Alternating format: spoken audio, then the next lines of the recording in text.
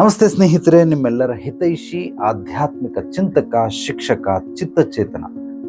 ಆತ್ಮವಿಕಾಸಕ್ಕಾಗಿ, ಮನೋವಿಕಾಸಕ್ಕಾಗಿ ಪ್ರತಿನಿತ್ಯ ಸಂಜೆ 7 ಗಂಟೆಗೆ ತಪ್ಪದೆ ವೀಕ್ಷಿಸಿ ಅತ್ಯುತ್ತಮವಾದಂತಹ ಕಾರ್ಯಕ್ರಮ ಜೀವನ ದರ್ಶನ. ಇಂದಿನ ವಿಷಯ ಹೇಳುವುದು ಒಂದು, ಮಾಡುವುದು ಇನ್ನೊಂದು.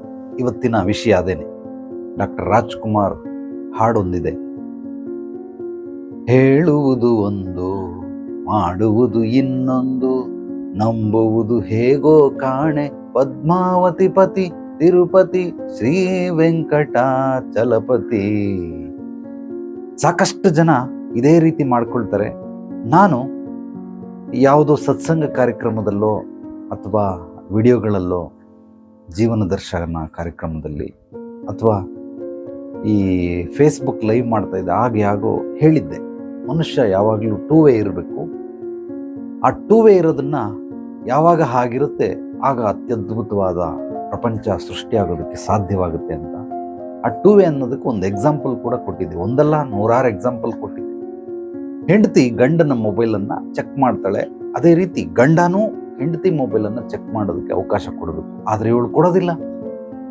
ಇವಳು ಮಾತ್ರ ಅವನ ಮೊಬೈಲನ್ನು ಚೆಕ್ ಮಾಡಬಹುದು, ಆದರೆ ಅವನು ಇವಳು ಮೊಬೈಲನ್ನು ಚೆಕ್ ಮಾಡೋಂಗೆ ಇಲ್ಲ, ಮುಟ್ಟಂಗೆ ಇಲ್ಲ. ಫಸ್ಟ್ ಆಫ್ ಆಲ್, ಯಾಕೆ ನಿಂತರ ನಾನು ಕಂತ್ರಿ ಅಂತ ತಿಳ್ಕೊಂಬಿಟ್ಟು ನನ್ನ ಮೊಬೈಲ್ ಚೆಕ್ ಮಾಡಿ.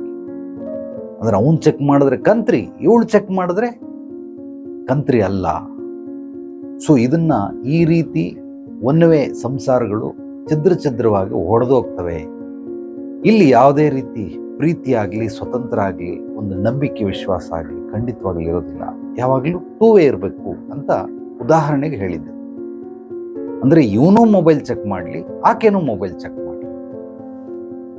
ಈ ರೀತಿ ಈ ವಿಷಯವನ್ನ ಕೆಲವರು ಅತಿ ಬುದ್ಧಿವಂತಿಕೆಯಿಂದ ಅವರು ಸ್ವೀಕರಿಸಿ, ಒಂದು ವೇ ಇದ್ರೆ ನಾನು ಹಿಂಗೆ ಮಾಡಿದ್ರೆ ಅವರು ಹಿಂಗೆ ಮಾಡಬೇಕು, ಅದು ಹೆಂಗೆ ಸಾಧ್ಯ? ಉದಾಹರಣೆಗೆ ಯಾರೊಬ್ಬ ಅವನು ಏನೋ ಕೇಳಿರೋದು ಅದನ್ನು ಹೇಳಕ್ಕಾಗಲ್ಲ ಅಂತ ವಿಚಾರ ಕೇಳೋನು, ಅದನ್ನೆಲ್ಲ ಹೇಳಿದ್ರೆ ಮತ್ತೆ ಸೋಷಿಯಲ್ ಮೀಡಿಯಾದಲ್ಲಿ ಬೇರೆ ಬೇರೆ ರೀತಿಯ ಅಪಾರ್ಥಗಳು ಉಟ್ಕೊಳ್ತವೆ. ಅದಕ್ಕೋಸ್ಕರ ನಾನು ಅದನ್ನು ಹೇಳ್ತೀನಿ. ಉದಾಹರಣೆಗೆ 1 ವೇ ಅಂತಂದ್ರೆ 2 ವೇ ಇರಬೇಕು ಅನ್ನೋದ್ರ ಅರ್ಥ ಏನು ಅಂದ್ರೆ, ಸಹಜವಾಗಿ ಎಲ್ಲ ಕಡೆಯಲ್ಲೂ ಎಲ್ಲ ನಿಯಮಗಳು, ಎಲ್ಲ ರೀತಿ ನೀತಿಗಳು, ವಿಧಿವಿಧಾನಗಳು ಅಪ್ಲಿಕೇಬಲ್ ಆಗಕ್ಕೆ ಸಾಧ್ಯವೇ ಇಲ್ಲ. ಮನಸ್ಥಿತಿಗೆ, ಪರಿಸ್ಥಿತಿಗೆ, ವಾತಾವರಣಕ್ಕೆ ತಕ್ಕಂತೆ ಸಂದರ್ಭೋಚಿತವಾಗಿ ಕೆಲವೊಂದು ಕಡೆ ಉಪಯೋಗ ಬರ್ತದೆ, ಎಲ್ಲ ಕಡೆ ಉಪಯೋಗ ಬರೋದಿಲ್ಲ. ಇದನ್ನು ತಿಳ್ಕೊಳ್ಬೇಕು. ನಾನು ಹೇಳೋ ಅರ್ಥ ಈ ರೂಪದಲ್ಲಿ ನೀವು ಸ್ವೀಕರಿಸಿದ್ರೆ ನಿಮ್ಗೆ ಅರ್ಥ ಆಗುತ್ತೆ. ಈಗ ಅವನು ಮಗ ತಂದೆಗೆ, ಏನೋ ಮಗನೇ, ನನ್ನ ಕಂದ ಬಾರೋ, ನನ್ನ ಚಿನ್ನ ಅಂತ ಕರೀತಾನೆ. ಏನೋ ಅಪ್ಪ ಅಂತ ಅಂದ್ಬಿಟ್ಟು ಮಗನೂ ಅಪ್ಪನ್ನ ಹೋಗೋ ಬಾರೋ ಅಂತ ಕರೆಯಕ್ಕಾಗತ್ತಾ? ಇಲ್ಲ, ಗುರುಜಿ ಹೇಳಿದ್ರು ಇದು 2 ವೇ ಇರಬೇಕು, 1 ವೇ ಇರಬಾರ್ದು. ಆದ್ರಿಂದ ನಮ್ಮ ಅಪ್ಪ ನನಗೆ ಏಕವಚನದಲ್ಲಿ ಕರಿತಾನೆ, ನಾನು ನಮ್ಮ ಅಪ್ಪನ ಏಕವಚನದಲ್ಲೇ ಕರಿತೀನಿ. ಅವನು ಹೋಗೋ ಬಾರೋ ಅಂತ ಮಾತಾಡಿಸ್ತಾನೆ, ನಾನು ಹೋಗೋ ಬಾರೋ ಅಂತ ಮಾತಾಡಿಸ್ತೀನಿ. ಇದು ಸಾಧ್ಯವಾಗುತ್ತಾ? ನಾನು ಹೇಳಿದಂತಹ ವಿಚಾರಗಳು ಮತ್ತೆ ಹೇಳ್ತಾ ಇದ್ದೀನಿ, ಎಲ್ಲಾ ಕಡೆನೂ ಅಪ್ಲಿಕೇಬಲ್ ಆಗೋದಿಲ್ಲ. ಕೆಲವೊಂದು ಸೀಮಿತ ಅವಧಿ.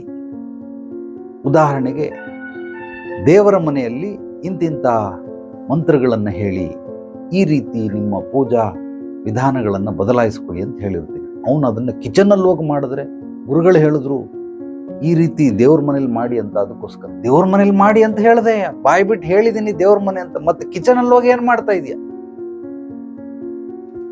ಡೈನಿಂಗ್ ಹಾಲಲ್ಲಿ ತಿನ್ನೋಂತ ಒಂದು ಆಹಾರನ ನೀನು ಬಾತ್ರೂಮಲ್ಲಿ ಕುಂತ್ಕೊಂಡು ತಿಂತೇನೆ? ನಿಜವಾಗ್ಲೂ ಬಾತ್ರೂಮಲ್ಲಿ ಕುಂತ್ಕೊಂಡು ತಿಂದ್ರೆ ಅದನ್ನು ಏನಂತ ಕರೀತಾರೆ? ಆದ್ರೆ ನಾನು ಹೇಳಿದ್ದು ಡೈನಿಂಗ್ ಹಾಲಲ್ಲಿ ತಿನ್ನು ಅಂತ. ಆದ್ರೆ ಅವನು ಅದನ್ನ ಬಾತ್ರೂಮಲ್ಲಿ ತಿಂತವನು. ಗುರುಗಳು ಹೇಳಿದ್ರು ಯಾವಾಗ್ಲೂ 2 ವೇ ಇರಬೇಕು, 1 ವೇ ಇರಬಾರ್ದು. ಆ 2 ವೇ ಇರಬೇಕು ಅಂತ ಹೇಳಿದ್ದು ಎಲ್ಲಿ? ಅಲ್ಲಿ ಮಾತ್ರ ನೀನು ಉಪಯೋಗಿಸ್ಕೊಳ್ಬೇಕು. ಎಲ್ಲಾ ಕಡೆ ಅದನ್ನೇ ಉಪಯೋಗಿಸ್ಕೊಂಡ್ರೆ ಏನು ಪ್ರಯೋಜನ? ಈ ಚಿಕ್ಕದ್ರಲ್ಲಿ ಏನೋ ಒಂದು ಕತೆ ಹೇಳ್ತಾ ಇದ್ರು ನಮಗೆ. ಒಬ್ಬ ಹುಡುಗ ಕಾಸು ಹಿಡ್ಕೊಂಡು ಹೋಗಿ ಅಂಗಡಿಗೆ ಹೋಗಿ ತಗೊಂಬೋದು, ಕೈಯಲ್ಲಿ ಹಿಡ್ಕೊಂಡು ಅಂತ ಗಾಡಿ ಓಡಿಸ್ಕೊಂಡು ಓಡ್ತಾನೆ, ಮತ್ತೆ ಕಾಸೆಲ್ಲ ಕಳೆದೋಯ್ತು. ಅಂಗಡಿಲಿ ಏನೋ ಕೇಳ್ದ, ಕೊಟ್ಟ ಕಾಸು ನೋಡಿದ್ರೆ ಕೈಯಲ್ಲಿಲ್ಲ. ಅವ್ರ ಅಮ್ಮ ಬಂದು ಚೆನ್ನಾಗಿ ವಾಡ್ದು, ಮಗನೇ ಕೈಯಲ್ಲಿ ಇಟ್ಕೊಂಡು ಹೋಗಿ, ಜೋಬಲ್ಲಿ ಇಟ್ಕೊಂಡು ಹೋಗಿ.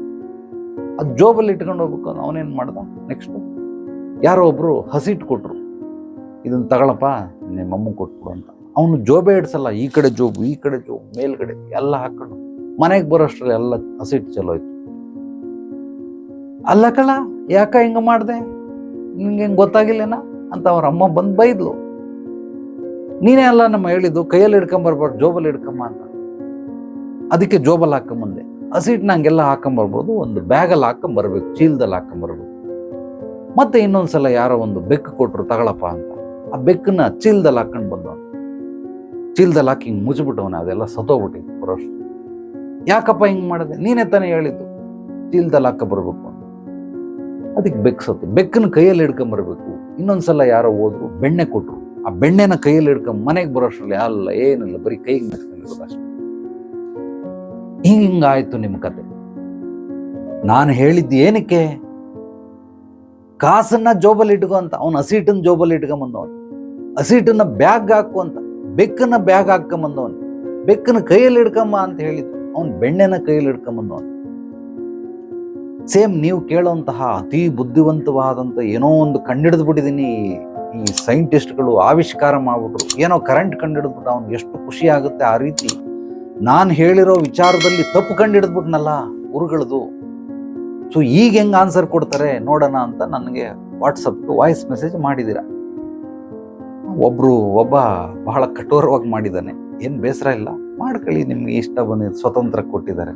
ಮಹಾತ್ಮ ಗಾಂಧಿ ಸ್ವತಂತ್ರ ಹೋರಾಟಗಾರರು ಹುತಾತ್ಮರಾಗಿ ಸಾಕಷ್ಟು ಜನ ಪಾಪ ನಾವೆಲ್ಲ ನೆಮ್ಮದಿಯಾಗಿ ನಿದ್ದೆ ಮಾಡೋದಕ್ಕೆ ಮಾತಾಡೋದಕ್ಕೆ ಸ್ವತಂತ್ರ ಕೊಡ.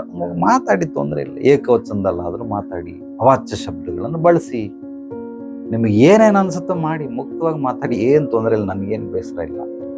ಸೊ ಅವ್ರಿಗೆಲ್ಲ ಹೇಳ್ತಾ ಇದ್ದೀನಿ, ನಾನು ಹೇಳಿದ್ದು ಎಲ್ಲಿ ದೇವ್ರ ಮನೇಲಿ ಇಂತಿಂಥ ನಿಯಮಗಳನ್ನು ಮಾಡಿ ಅಂದರೆ ಅದನ್ನು ಅಡುಗೆ ಮನೆಗೂ ಬಳಸ್ತೀನಿ, ಬಾತ್ರೂಮಲ್ಲೂ ಬಳಸ್ತೀನಿ, ಬೆಡ್ರೂಮಲ್ಲೂ ಬಳಸ್ತೀನಿ ಹಂಗಂತ ಹೇಳಿದರೆ ನಮಗೆ ಮನೆಗೆ ಸುಮ್ಮನೆ ಒಂದು ಸ್ಕ್ವೇರ್, ಒಂದು 4 ಚೌಕಾಕಾರದ ಮನೆ ಕಟ್ಬಿಟ್ಟು ಅಲ್ಲಿ ವಾಸ ಆಗ್ಬೋದಾಯ್ತಪ್ಪ.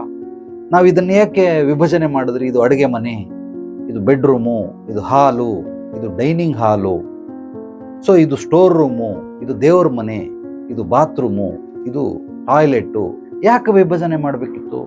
ಟೆರೆಸ್ಸು, ಬಾಲ್ಕನಿ, ಬಾಗಿಲು, ಸೊ ಕಿಟಕಿ, ಯಾಕೆ ಇದನ್ನೆಲ್ಲ ಮಾಡಬೇಕಿತ್ತು? ಮಾಡೋ ಅವಶ್ಯಕತೆನೇ ಇರಲಿಲ್ಲ. ಎಲ್ಲ ಒಂದೇ ಸಾಕು, ಒಂದೇ ಬಾಗಿಲು, ಒಂದೇ ಕಿಟಕಿ, ಒಂದೇ ಮನೆ. ಹಂಗೆ ಮಾಡೋಕ್ಕಾಗುತ್ತೆ? ಎಲ್ಲ ವಿಭಜನೆ ಮಾಡಿದಿರಲ್ಲ. ಅಂದರೆ ಎಲ್ಲೆಲ್ಲಿ ಏನೇನು ಮಾಡಬೇಕು ಅಂತ ಗೊತ್ತಿದ್ರೂ ಕೂಡ ನಾನು ಹೇಳ್ದಂಥ ವಿಚಾರ ಯಾವಾಗಲೂ 2 ವೇ ಇರಬೇಕು ಅಂತಂದರೆ ಎಲ್ಲ ಕಡೆಗೂ 2 ವೇ ಇರಬೇಕು ಅಂತ ಹಂಗಾಗೋದಿಲ್ಲಪ್ಪ. ಎಷ್ಟೋ ಜನ ಮೂರ್ಖರು ಸಾಕಷ್ಟು ಬಾರಿ ಹೇಳಿದ್ದೀನಿ, ದಯಮಾಡ್ರಪ್ಪ ನೀವು ಕರೆ ಮಾಡ್ಬಿಟ್ಟು ಬನ್ನಿ ಅಂತ. ಸಡನ್ ಹಿಂಗೆ ಬಂದಿದ್ದೆ ಗುರುಗಳೇ, ಹಿಂಗೆ ನೀವೇನಾದರೂ ಇದ್ದರೆ ನೋಡ್ಕೊಂಡು ಮಾತಾಡಿಸ್ಕೊಂಡು ಹೋಗೋಣ. ಆ ರೀತಿ ನೀವೇನಾದರೂ ಬಂದರೂ ಕೂಡ ನಯಾ ಪೈಸೆ ಉಪಯೋಗ ಇಲ್ಲ. ನಿಮ್ಗೆ ಯಾವುದೇ ರೀತಿ ಆಶೀರ್ವಾದ ಆಗಲಿ, ಕೃಪೆ ಆಗಲಿ, ಅನುಗ್ರಹ ಆಗಲಿ ಸಿಗೋದಿಲ್ಲ.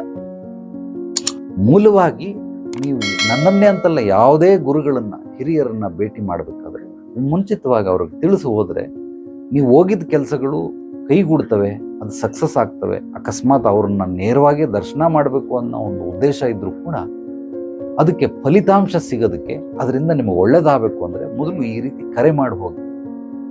ಇದು ಪ್ರತೀತಿ, ಒನ್ ವೇ.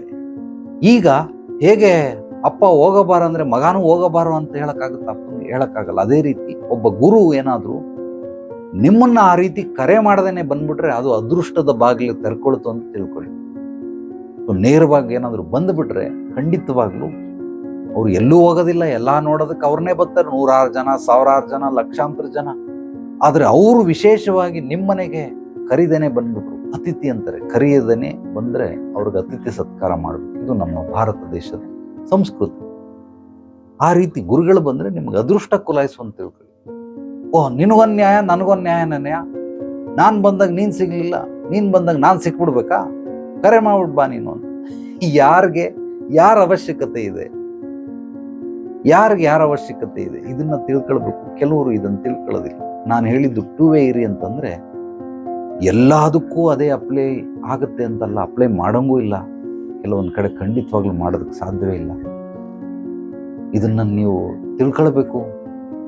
ಹಂಗೆ ನಾವು ಎಲ್ಲ ಕಡೆನೂ 2 ವೇ ಆಗಿಬಿಟ್ರೆ ಗೋವಿಂದ, ತಂದೆ ತಾಯಿಗೆ, ಹೆಂಡತಿಗೆ, ಮಗಳಿಗೆ, ಅಕ್ಕ ತಂಗಿರಿಗೆ ವ್ಯತ್ಯಾಸನೇ ಇರಲ್ಲ. ಆಮೇಲೆ ಖಂಡಿತವಾಗ್ಲಿ ಇರೋಕ್ಕೆ ಸಾಧ್ಯವಿಲ್ಲ.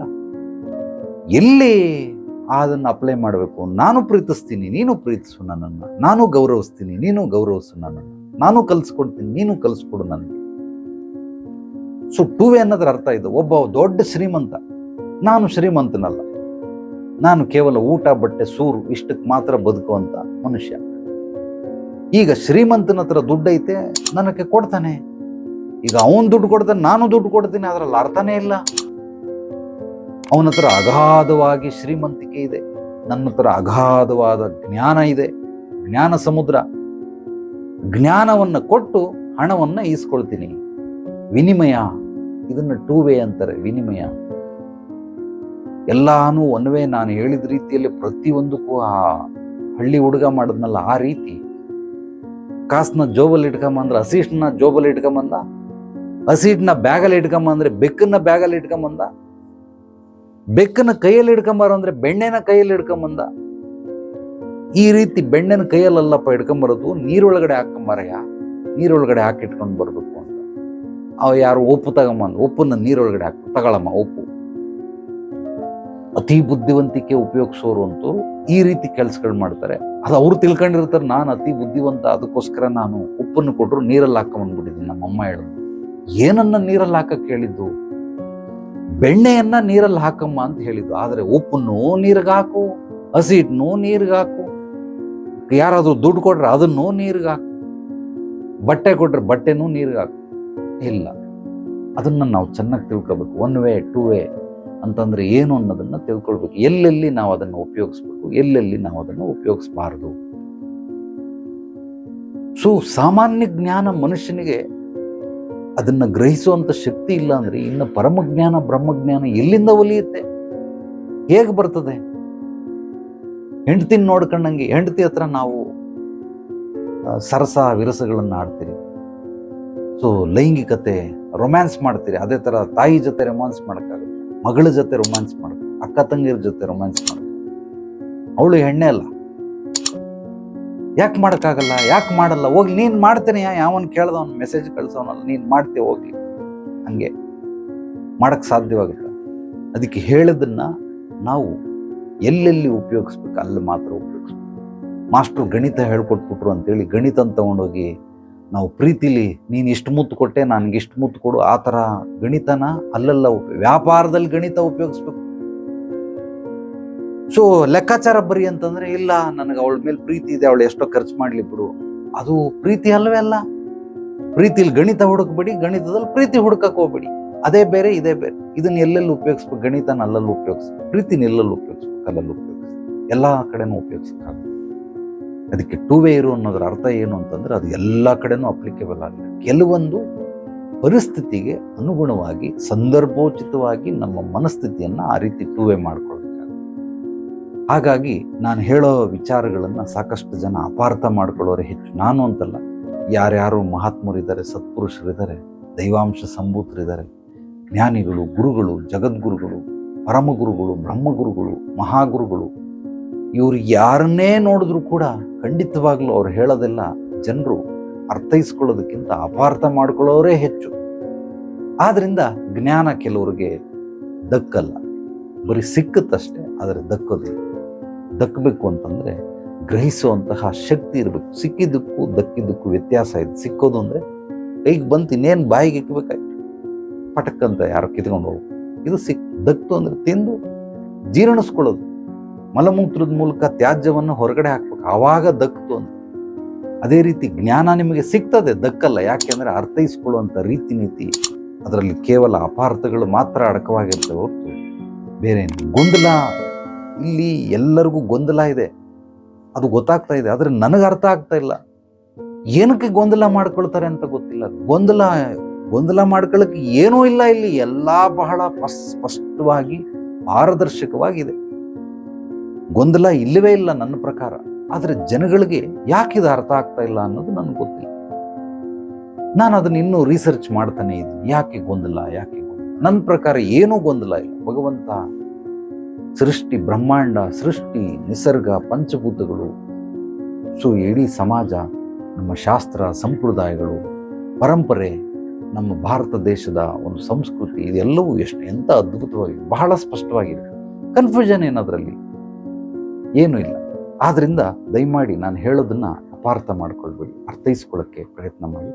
ನಿಮಗೆ ಅರ್ಥ ಆಗಲಿಲ್ಲ ಅಂದರೂ ಏನೂ ತೊಂದರೆ ಇಲ್ಲ. ಗುರುಗಳೇ ನನಗೆ ಇಂತಿಂಥ ವಿಷಯ ಅರ್ಥವಾಗಲಿಲ್ಲ ಅಂತ ನಿಮ್ಮ ವಾಯ್ಸ್ ಮೆಸೇಜ್ಗೆ ನೀವು ಕಾಮೆಂಟ್ ಮಾಡಿ ಕಳಿಸಿ, ವಾಯ್ಸ್ ಮೆಸೇಜ್ ಕಳಿಸಿ ವಾಟ್ಸಪ್ಗೆ, ಇಲ್ಲಾಂದರೆ ಕಾಮೆಂಟ್ ಮಾಡಿ. ಅದು ಉದ್ದವಾದರೂ ಪರವಾಗಿಲ್ಲ, ಏನು ತೊಂದರೆ ಇಲ್ಲ. ಆದರೆ ಕನ್ನಡನ ಇಂಗ್ಲೀಷಲ್ಲಿ ಕಾಮೆಂಟ್ ಮಾಡ್ತಿರಲ್ಲ, ಅದು ನನ್ನ ಕೈಲಿ ಓದೋಕ್ಕಾಗಲ್ಲಪ್ಪ. ಆ ಥರ ಯಾರ್ಯಾರೋ ಕಳಿಸಿರ್ತಾರೆ, ಕನ್ನಡನ ಇಂಗ್ಲೀಷಲ್ಲಿ ಬರೆದು ಕಳಿಸಿರ್ತಾರೆ, ಇದನ್ನು ನಾನು ಓದಲ್ಲ. ಕನ್ನಡನ ಕನ್ನಡದಲ್ಲೇ ಬರೆದು ಕಳಿಸಿ. ಒಂದು ಗೂಗಲ್ ಪ್ಲೇಸ್ಟೋರಲ್ಲಿ ಒಂದು ಆ್ಯಪ್ ಇದೆ, ಕೀಲಿ ಮಣೆ ಅಂತ. Google key, Kannada, English, Tamil ಯಾವ ಭಾಷೆ ಬೇಕಾದರೂ ಅದನ್ನು ಟ್ರಾನ್ಸ್ಫರ್ ಮಾಡಬೇಕು. ಅದನ್ನು ಅಪ್ಲೈ ಮಾಡಿಕೊಂಡು ಇನ್ಸ್ಟಾಲ್ ಮಾಡಿಕೊಂಡು ಅದರಿಂದ ನೀವು ಬೇಕಾದ್ರೆ ಮಾಡಬಹುದು. ಇದು ನಿಮಗೆ ಸೂಕ್ತವಾದಂಥದ್ದು. ಇದನ್ನು ಮಾಡಿ.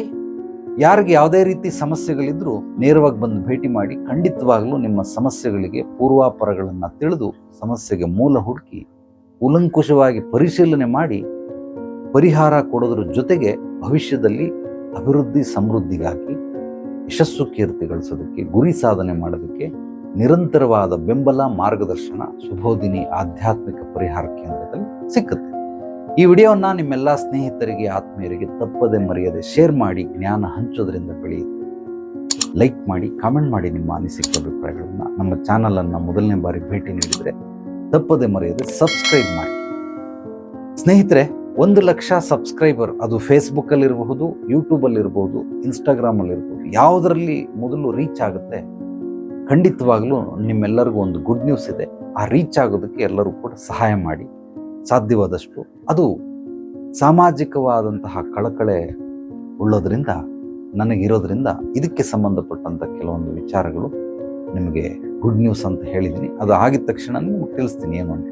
ಎಲ್ರಿಗೂ ಒಳ್ಳೆಯದಾಗಲಿ. ನಾಳೆ ಮತ್ತೆ ಭೇಟಿಯಾಗೋಣ ಮತ್ತಷ್ಟು ಸತ್ವಭರಿತ ವಿಚಾರಗಳೊಂದಿಗೆ. ಎಲ್ಲರೊಳಗಡೆಗಿರುವ ಭಗವಂತನಿಗೆ ನನ್ನ ಭಕ್ತಿಪೂರ್ವ ಪ್ರಣಾಮಗಳು. ಸರ್ವೇ ಜನೋ ಸುಖಿನೋ ಭವಂತು. ಶುಭರಾತ್ರಿ.